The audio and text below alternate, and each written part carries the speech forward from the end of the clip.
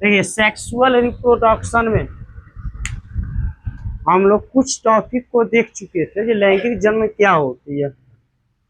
लैंगिक जनन में आज हम लोग को देखना ह्यूमन रिप्रोडक्शन। क्या देखना है? Human reproduction.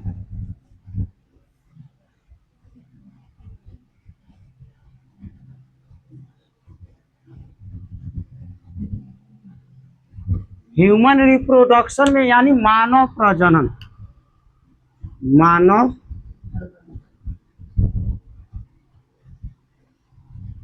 प्रजनन। मानव प्रजनन क्या होता है, इसको आज हम लोग को ध्यान समझना है। मानव प्रजनन वाले जो जीव होते हैं सजीव होते हैं। कैसे होते हैं? सजीव होते हैं। सजीव के साथ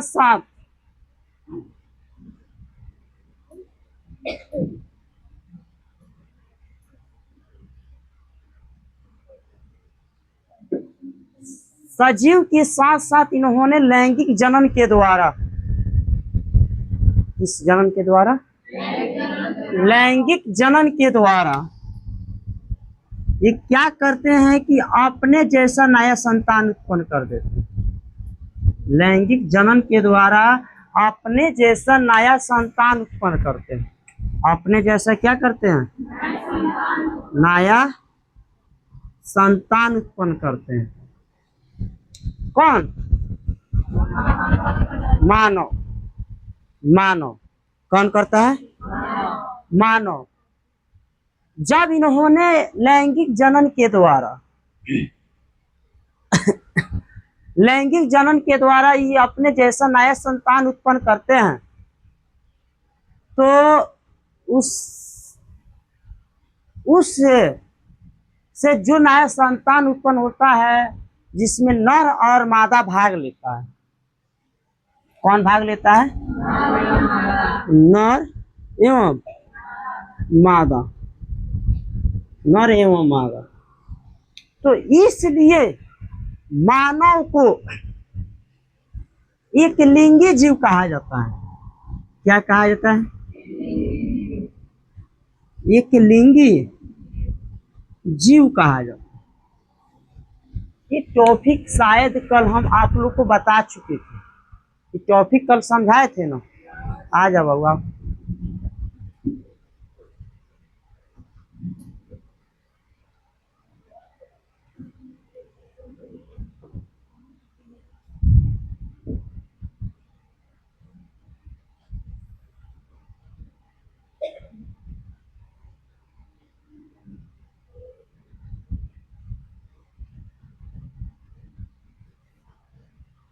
देखिए हम लोग को देखने को मिलता है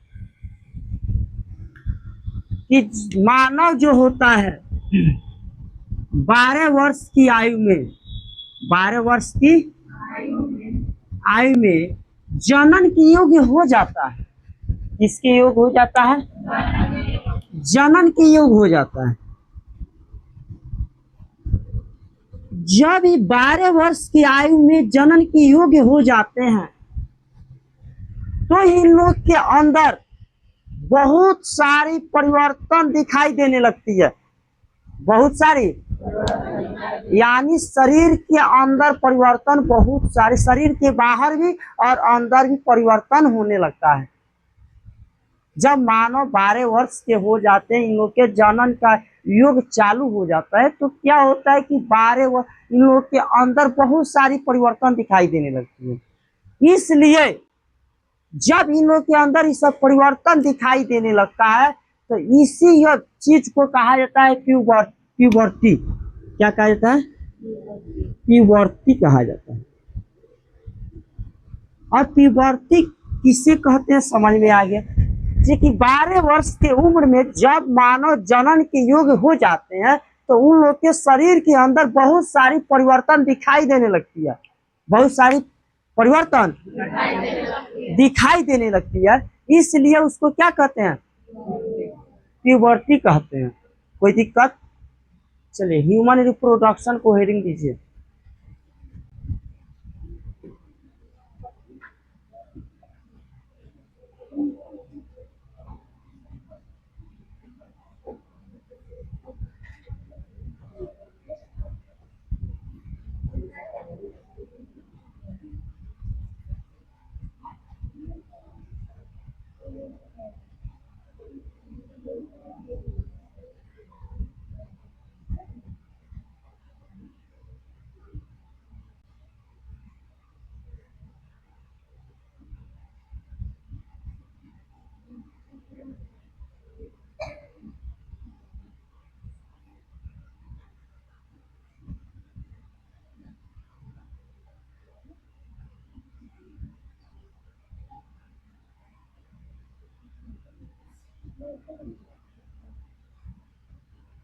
हो गया। लिखिए, ह्यूमन रिप्रोडक्शन में लिखिएगा, मानव लैंगिक जनन के द्वारा प्रजनन करता है। मानव लैंगिक जनन के द्वारा प्रजनन करता है। मानव लैंगिक जनन के द्वारा प्रजनन करता है। मानव लैंगिक प्रजनन के द्वारा प्रजनन करता है। मानव लैंगिक जनन के द्वारा प्रजनन करता है।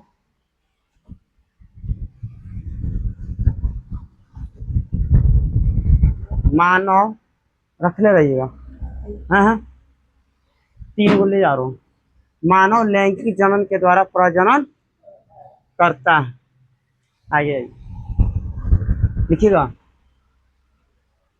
मानव में नर एवं मादा उपस्थित होते हैं। मानव में नर एवं मादा उपस्थित होते हैं। मानव में नर एवं मादा उपस्थित होते हैं। मानव में नर एवं मादा उपस्थित होते हैं।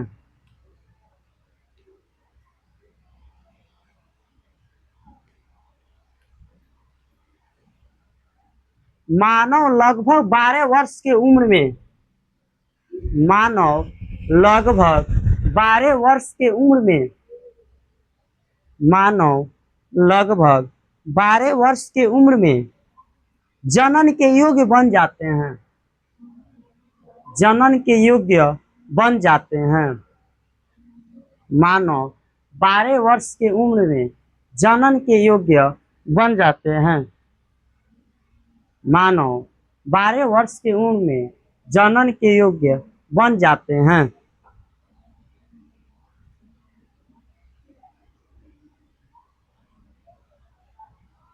हो गया। अगला चीज, मानव जब जनन के योग्य बन जाते हैं तो,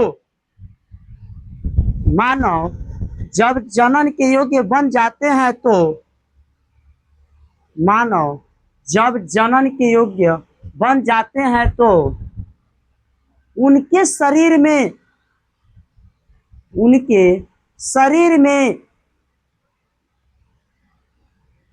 उनके शरीर में बहुत सारी परिवर्तन दिखाई देने लगती है। बहुत सारी परिवर्तन दिखाई देने लगती है। बहुत सारी परिवर्तन दिखाई देने लगती है।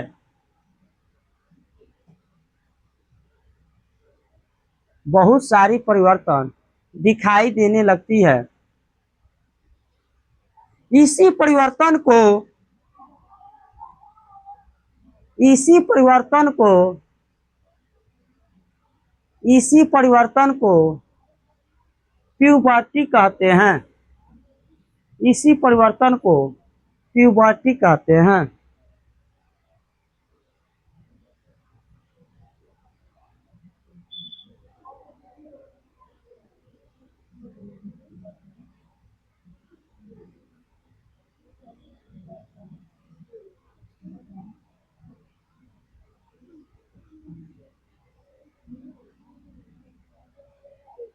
मानव 13 वर्ष से लेकर, मानव तीर लगाकर, मानव 13 वर्ष से लेकर, मानव 13 वर्ष से लेकर 19 वर्ष तक, मानव 13 वर्ष से लेकर 19 वर्ष तक, मानव 13 वर्ष से लेकर 19 वर्ष तक शरीर शरीर तथा मानसिक रूप से, शरीर तथा मानसिक रूप से जनन के योग्य हो जाते हैं, बन जाते हैं। जनन के योग्य बन जाते हैं।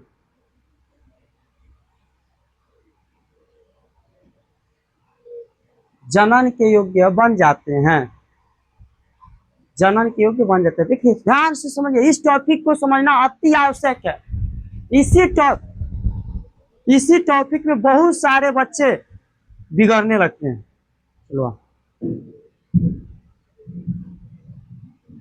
देखिए, हम अभी आप लोग को बताए हैं कि मानव जो होता है, क्या जी, मानव जो होता है अगर पूर्ण रूप से देखा जाए, किस रूप से,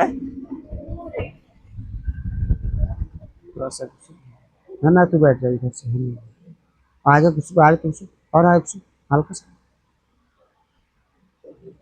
हो गया, एक आदमी से चलो, ओए इधर कुछ, है ना घूमिए, और इधर कुछ, यहाँ आ जाओ, चल यहाँ भैया भेजो ना उसके यहाँ।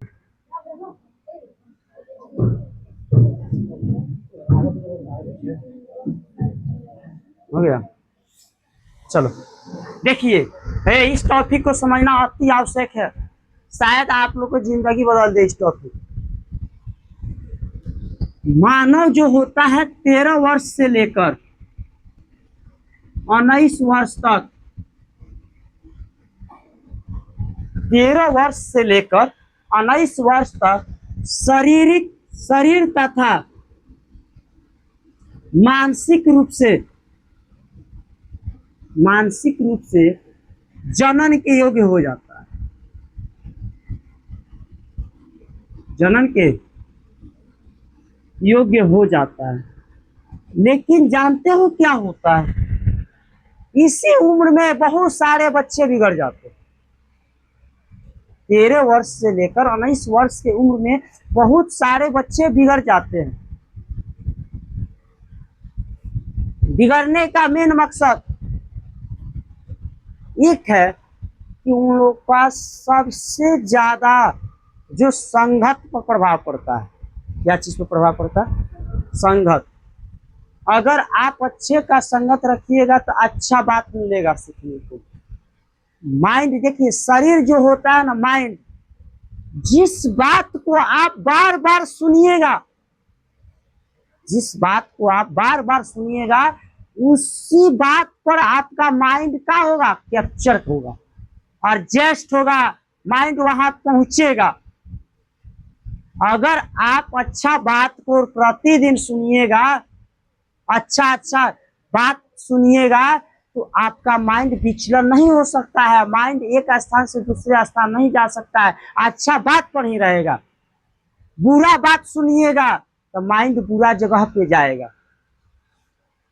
इस वजह से इस उम्र के बच्चे को आप अगर बुरा बात बताइएगा तो शायद वो लड़का बिगड़ जाए, और वहीं अगर वो लड़का को अच्छा बात बताए, हम लोग अच्छा बात पे उसको चलाए, तो शायद वो लड़का नहीं बिगड़ सकता है। माइंड शरीर के रूप से नहीं बिगड़ेगा, मानसिक रूप से नहीं बिगड़ सकता। सबसे पहला बिगड़ने का मेन मकसद होता है मानसिक, माइंड होता है।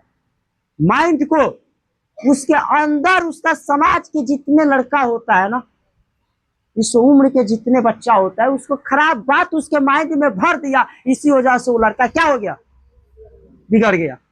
इसी वजह से वो लड़का बिगड़ गया। लेकिन उस लड़का को नहीं बिगड़ने का मकसद एक हो सकता है कि उस लड़का को अच्छा संगत के साथ रखिए। अगर लड़का अच्छा संगत के साथ रहेगा, अच्छा बात उसको मिलेगा, बुरा बात से उसको दूरी बनेगी, तो शायद वो लड़का नहीं बिगड़ सकता है, शायद वो लड़का नहीं बिगड़ सकता है। तो इस उम्र वाले बच्चे पर ज्यादातर प्रेशर रहता है। इस उम्र वाले बच्चे पर प्रेशर ये रहता है कि वो तो एक तो पहला गलती में प्रवेश करने वाला है, गलती में प्रवेश करने वाला है। उसके बाद उसका पढ़ाई पर से ध्यान भटकना चालू हो जाता है, पढ़ाई पर से ध्यान भटकने लगेगा, उसको पढ़ने का मन नहीं करता है, बदमाशी करने का ज्यादा मन करता है।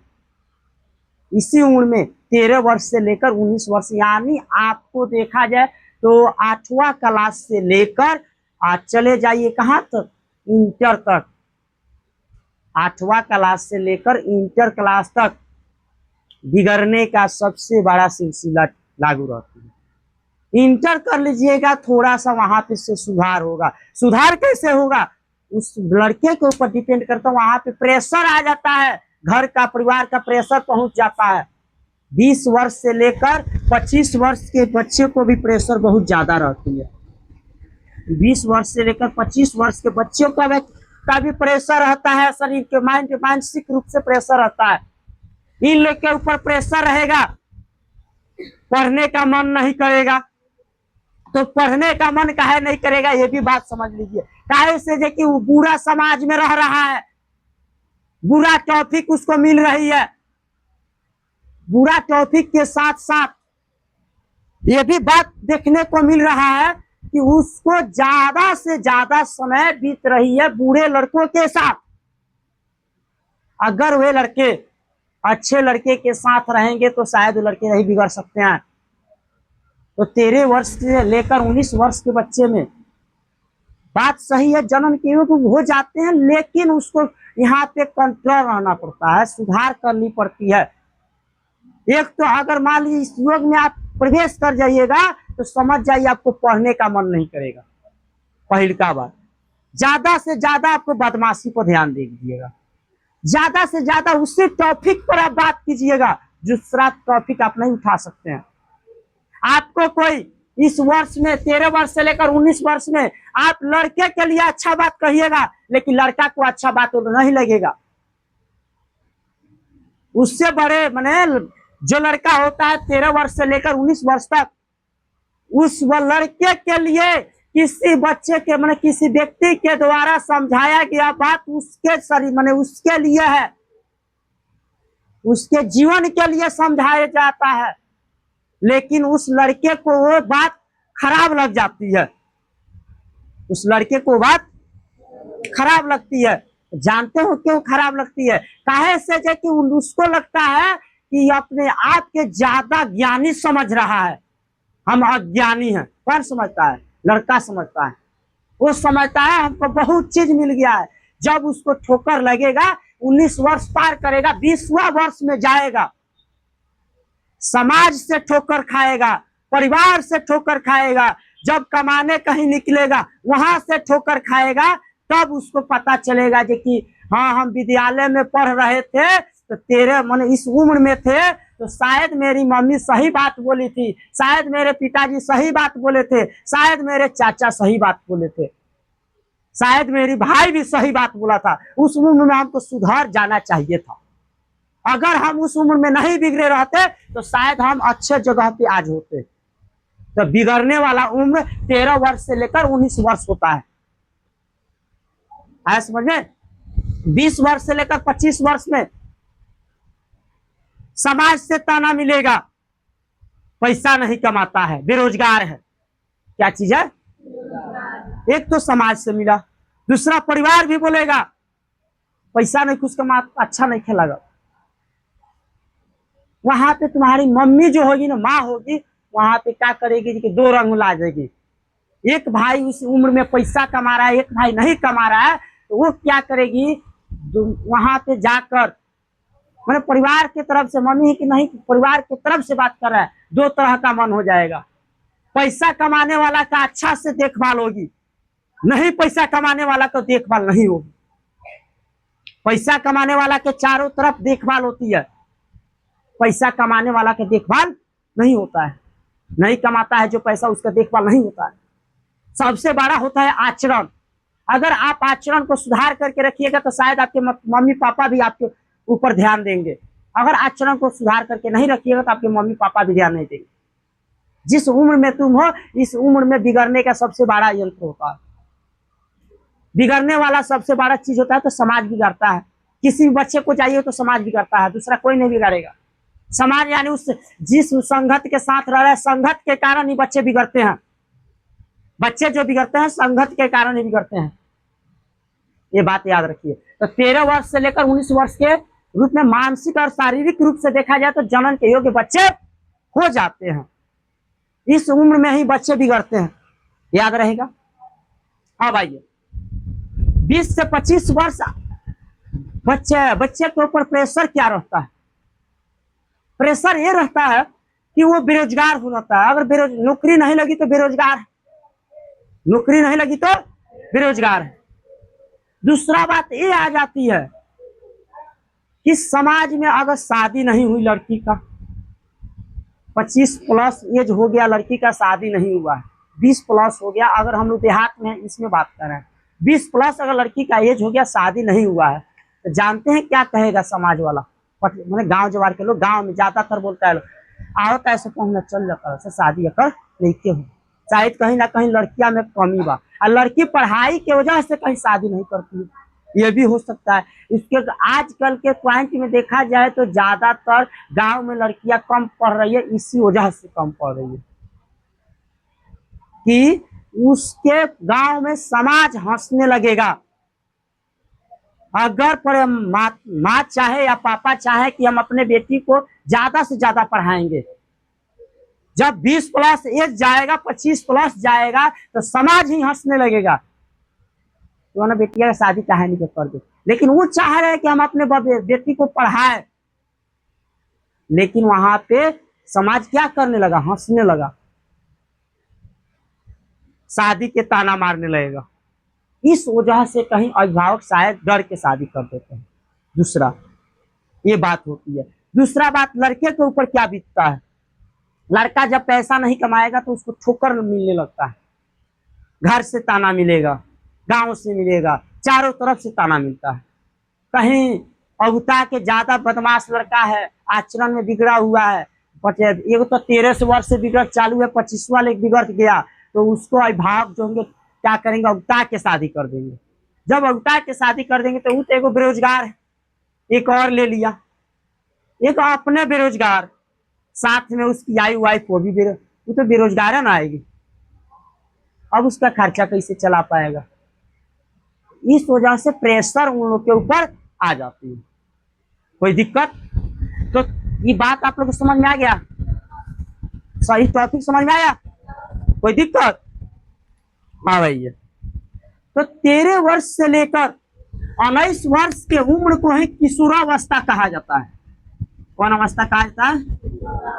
किशोरावस्था कहा जाता है। किशोरावस्था कहा जाता है। तो देखिए, 13 वर्ष से 19 वर्ष के उम्र को किशोरावस्था कहा जाता है, इसलिए बोला जाता है कि जो बच्चा या बच्ची किशोरावस्था उम्र को अच्छा तरह से पार कर गया तो शायद उसको उस जिंदगी में कहीं दिक्कत नहीं होगी। किशोरावस्था जो उम्र होता है सबसे प्रेस मैंने ना होता है, सबसे ज्यादा मैंने उसमें उसको प्रेशर झेलना पड़ता है। अगर आचरण में बिगाड़ आ गया तब तो 13 वर्ष से लेकर 19 वर्ष के उम्र को साफ शांति से संगत को दूरी बनाकर खूब अच्छा से, अगर संगत खराब हुआ, आचरण खराब हुआ, तो आपका पढ़ाई पर से माइंड भाग जाएगा। पढ़ाई पर से माइंड भागता है तो 13 वर्ष के उम्र में भागता है, किसी को 12 वर्ष की उम्र में भाग जाता है। वो भागने का पॉइंट बनता है आचरण, दूसरा कोई चीज नहीं होता है। आचरण के साथ साथ संगत, तो किसी भी व्यक्ति का संगत खराब होता है तो किसके कारण होता है? आचरण के। आचरण भी खराब होगा तो संगत के कारण खराब होगा। कोई दिक्कत? तो 13 वर्ष से लेकर 19 वर्ष के उम्र को क्या कहा जाता है? लिख लीजिए नोट में, 13 वर्ष से लेकर 19 वर्ष की उम्र के व्यक्ति को किशोरावस्था कहते हैं।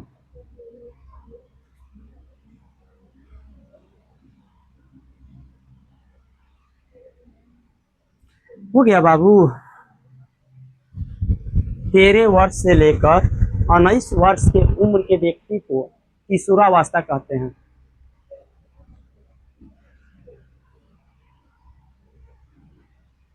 तेरह वर्ष से लेकर 19 वर्ष की उम्र के व्यक्ति को किशोरावस्था कहते हैं।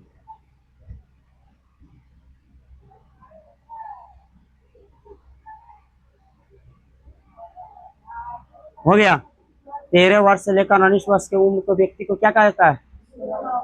किशोरा अवस्था कहते हैं। नहीं है, नोट लिखिएगा बाबू। किशोरावस्था को टीएनजी भी कहा जाता है।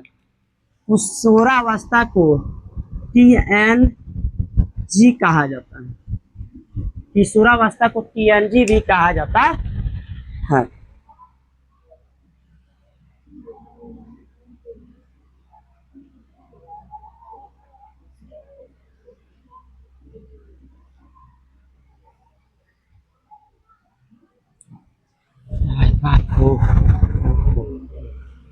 मिटाने वाला कहाँ है? हाँ,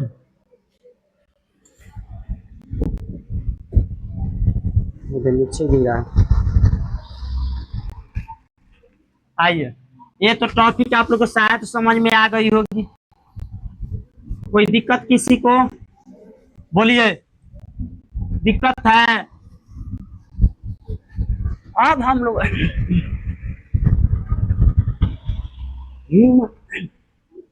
क्या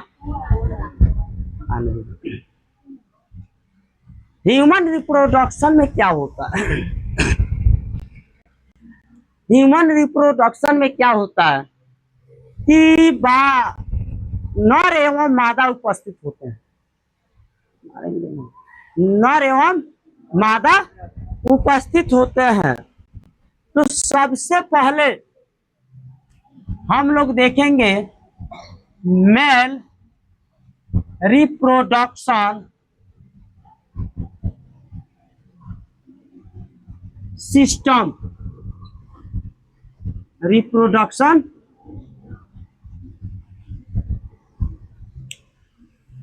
मेल रिप्रोडक्शन सिस्टम यानी नर प्रजनन तंत्र। नर प्रजनन तंत्र। पहले नर के बारे में जानिए। नर प्रजनन तंत्र में कौन कौन ऐसा तंत्र जो होता है उसके बारे में खूब अच्छा तरह से पहले पढ़ लेंगे, तब हम पढ़ेंगे मादा प्रजनन तंत्र। ठीक है, तो मेल रिप्रोडक्शन में क्या होता है? इसमें सबसे पहला में अगर देखा जाए, नर का सबसे प्रमुख जनन अंग जो होता है वृषण होता है, टेस्टिस। क्या होता है? टेस्टिस होता है यानी वृषण। कह रहा है नर जनन अंग का सबसे प्रमुख अंग जो होता है वृषण होता है। नर जनन अंग का सबसे प्रमुख अंग क्या होता है? वृषण होता है। अगर आप नर का बात कीजिएगा तो नर जनन अंग का सबसे प्रमुख अंग क्या होता है? वृषण होता है। उसके साथ वृषण जो होता है ना, वृषण में ही शुक्राणु का निर्माण होता है। इसमें क्या चीज का निर्माण होगा? शुक्राणु का निर्माण होता है। वृषण में क्या चीज का निर्माण होगा? शुक्राणु का निर्माण होता है। शुक्राणु के साथ साथ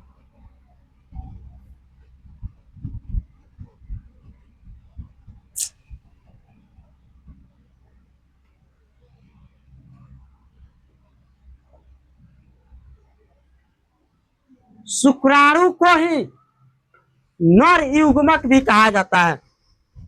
शुक्राणु को क्या कहा जाता है? नर युग्मक। शुक्राणु को क्या कहा जाता है? नर युग्मक। नर युग्मक इसको इसलिए कहा जाता है क्योंकि यह नर में ही उपस्थित होता है। समझ में आया? उसके साथ साथ प्रत्येक नर में एक जोड़ी वृषण पाया जाता है। प्रत्येक नर में कितने जोड़ी वृषण पाया जाता है? एक जोड़ी।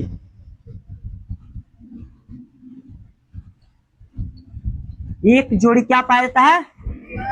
वृषण।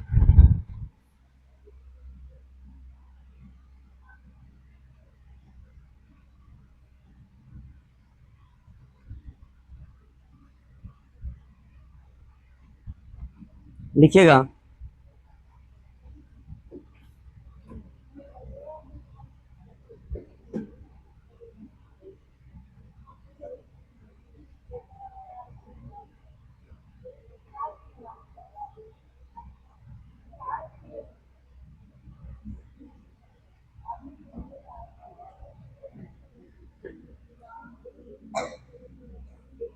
यार पूरा तो फाट गई लो।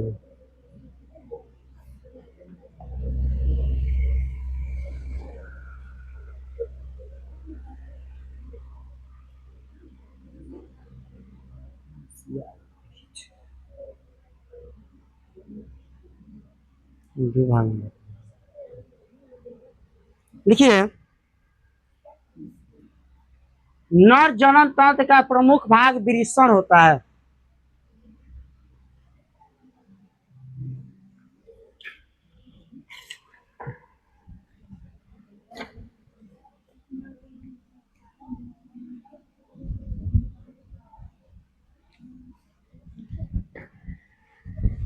नर जनन तंत्र का प्रमुख भाग वृषण होता है।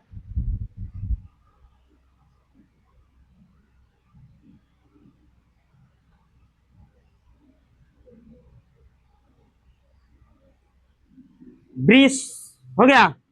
नर जनन तंत्र का प्रमुख भाग क्या होता है? वृषण होता है। ये तो बात आपको समझ में आ गई। दूसरा तीर लगेगा, लिखिए, वृषण में ही स्पर्म यानी शुक्राणु का निर्माण होता है। वृषण में ही शुक्राणु का निर्माण होता है। वृषण में ही शुक्राणु का निर्माण होता है। वृषण में ही शुक्राणु का निर्माण होता है। वृषण में ही शुक्राणु का निर्माण होता है।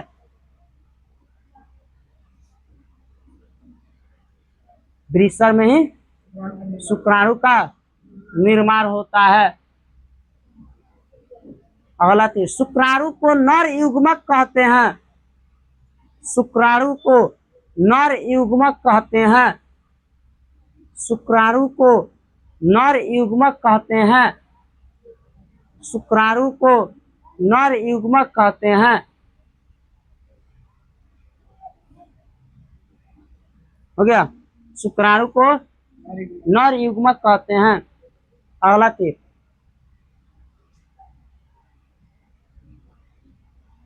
प्रत्येक नर में एक जोड़ी वृषण पाया जाता है।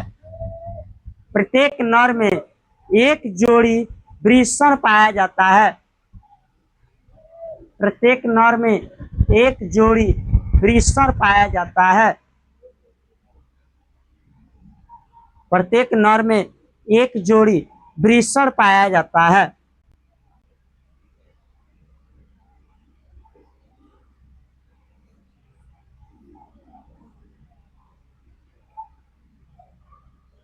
हो गया, प्रत्येक वृषण 5 सेंटीमीटर लंबा। प्रत्येक वृषण 5 सेंटीमीटर लंबा। प्रत्येक वृषण 5 सेंटीमीटर लंबा। 2.5 सेंटीमीटर चौड़ा। 2.5 सेंटीमीटर चौड़ा। 2.5 सेंटीमीटर चौड़ा तथा 3 सेंटीमीटर मोटा होता है।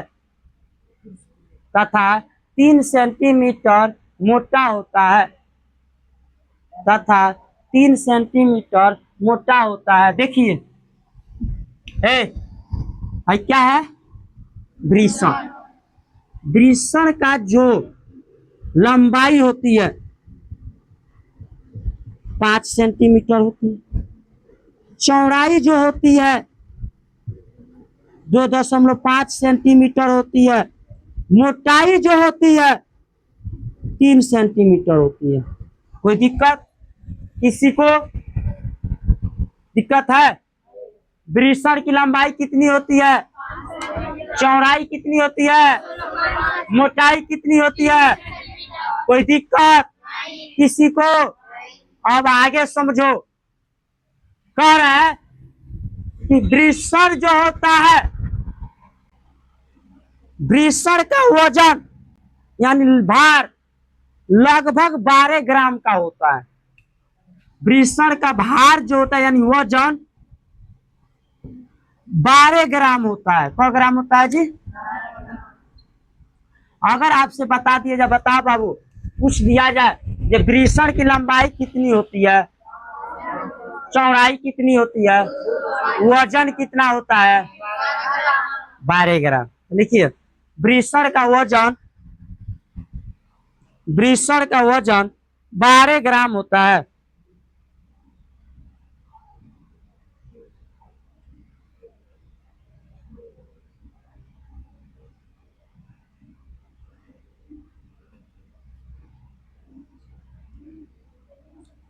हो गया, हो गया, कोई दिक्कत किसी को?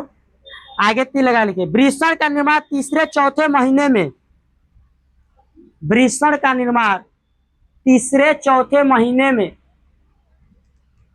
वृषण का निर्माण तीसरे चौथे महीने में, वृषण का निर्माण तीसरे चौथे महीने में वृक्क के आगे होता है, यानी किडनी। वृक्क क्या चीज को कहा जाता है जी? वृक्क किडनी को कहते हैं। क्या चीज को कहते हैं? किडनी को वृक्क कहते हैं। किडनी को क्या कहते हैं? वृक्क। किडनी को क्या कहते हैं? वृक्क। कह रहे हैं वृषण का निर्माण तीसरे चौथे महीने में वृक्क के आगे होता है, यानी किडनी के आगे होता है। याद रहेगा। अगर पूछे बताओ बाबू वृषण का निर्माण कब होता है तो क्या बताइएगा? कोई दिक्कत? लिखिए होता है इसी में जो धीरे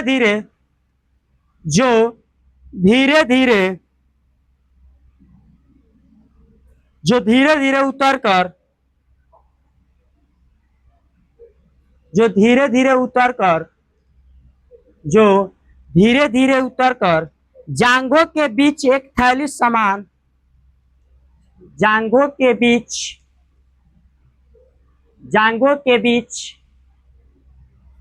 एक थैली समान संरचना में बंद हो जाता है। एक थैली समान संरचना में बंद हो जाता है। एक थैली समान संरचना में बंद हो जाता है। इस थैली को बंद हो जाता है। इस थैली को वृषण कोश कहते हैं। इस थैली को वृषण कोश कहते हैं। इस थैली को वृषण कोश कहते हैं। इस थैली को क्या कहते हैं? वृषण कोश कहते हैं।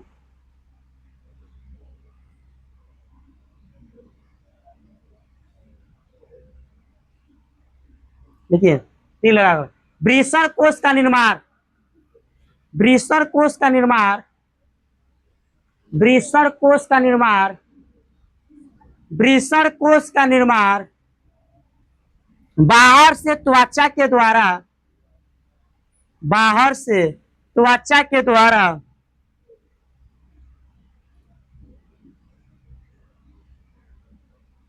तथा हम भीतर से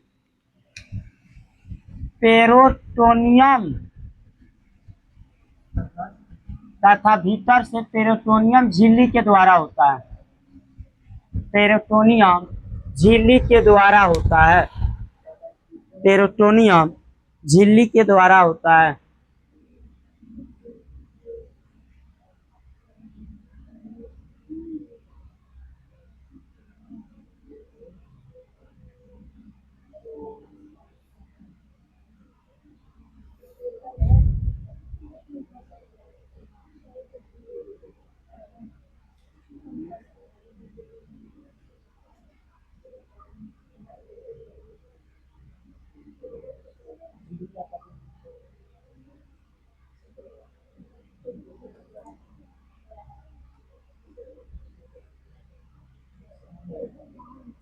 देखिए ये लगा कर वृषण कोश का ताप, वृषण कोश का ताप, वृषण कोश का ताप, ताप ताप ताप शरीर के ताप, शरीर के ताप 37 डिग्री सेल्सियस से 37 डिग्री सेल्सियस से 37 डिग्री सेल्सियस से 37 डिग्री सेल्सियस से 2 degree Celsius minus 3 degree Celsius होता है। 2 डिग्री सेल्सियस 3 डिग्री सेल्सियस कम रहता है। 2 डिग्री सेल्सियस 3 डिग्री सेल्सियस कम रहता है। 2 से 3 डिग्री सेल्सियस ऐसे लिख लेना। 2 से 3 डिग्री सेल्सियस कम रहता है। यानी कह रहे शरीर के ताप से 2 से 3 डिग्री सेल्सियस कम रहता है। कोई दिक्कत किसी को? यानी वृषण कोश का ताप शरीर के ताप से 2 से 3 डिग्री सेल्सियस। कोई दिक्कत किसी को? हाँ, आ गया समझ में? कल हम देखेंगे इसके आगे वृषण में ही अभी चलेगा क्लास। वृषण में ही क्लास चलाया जाएगा। लेकिन यहाँ तक आप लोग को समझ में आया कि नहीं आया? आया? फिर समझा दें? नहीं समझ में आ गया? चलिए आइए एक बार देख ले थोड़ा सा। कह रहा मेल रिप्रोडक्शन सिस्टम, नर प्रजनन तंत्र। नर प्रजनन तंत्र। नर प्रजनन तंत्र का प्रमुख अंग क्या होता है? वृषण होता है। और वृषण में क्या होता है लगभग सभी बात अभी तक कुछ बात लिखवा दी है, कुछ कल की क्लास में लिखवा दी। इतना पढ़ के आइएगा, ठीक है?